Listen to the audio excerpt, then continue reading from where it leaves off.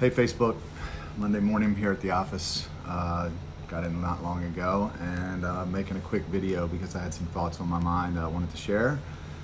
I just got off the phone with a friend of mine and I was, he basically asked me how things were going and I was sharing with him some of the good stuff that was happening in my life, but I was also sharing some of the struggles, that I'm dealing with.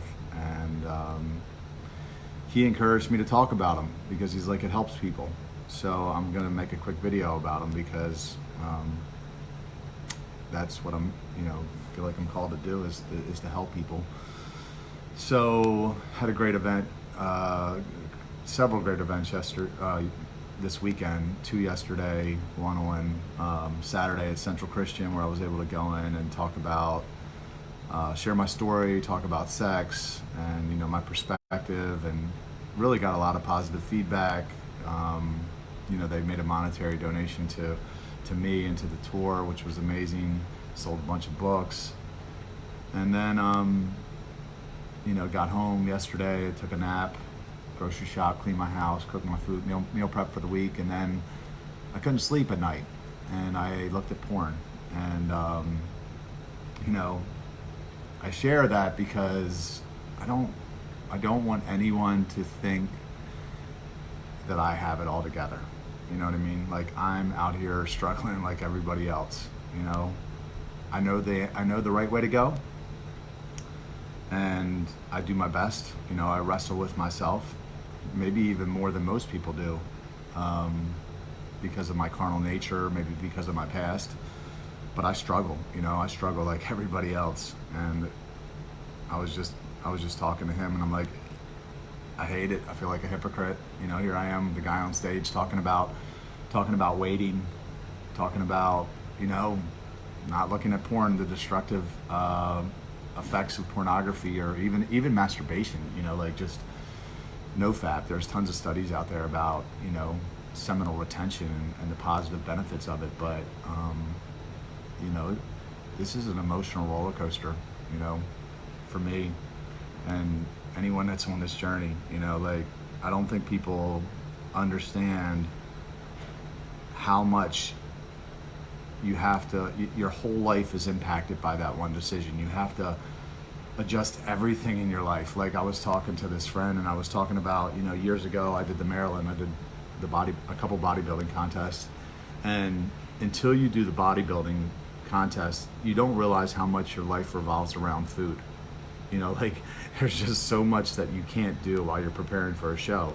Like, everything revolves around that show for about 12 weeks, to get your body into that kind of shape, as far as when you work out, when you do your cardio, what you eat, where you can't go because they won't have food there, or maybe you don't want to be tempted to eat certain things. And it's a lot like that, like, you have to adjust your whole life to this. And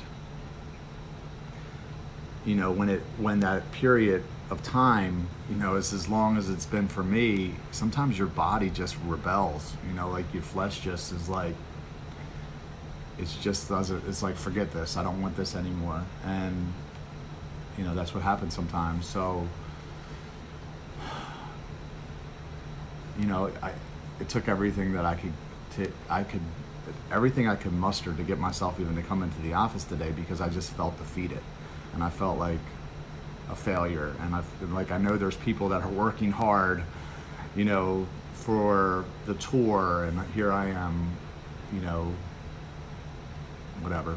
And honestly, what I told my friend, I'm like, if it wasn't for the call of God on my life, I'd be sleeping with people. I'd be sleeping with girls, no doubt. There's no doubt. It's too difficult not to. For me, maybe not for everybody, but for me it is. But it's because of the call of God on my life that's for the most part kept me out of trouble. And even then, trying as hard as I possibly can, wrestling with myself to stay walking this line. I still make mistakes, So,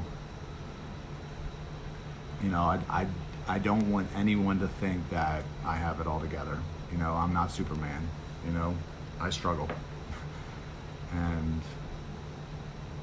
maybe God's allowing me to struggle because it makes me more compassionate, you know, because I think that I can come off like whatever, you know, like I have it all together and I have it all figured out. But listen, I you know, I'm weak, and I don't know if that helps anyone, but yeah, I'm at the end of the day, what I know is there's a standard. You know, I know the standard is pornography is failure, masturbation is failure, sleeping with someone would be a huge failure, and I have to measure myself against those things and do my best to, you know, meet that standard.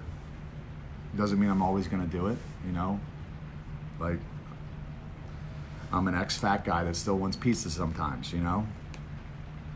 That's the way I look at it. But anyway, that's it. See you.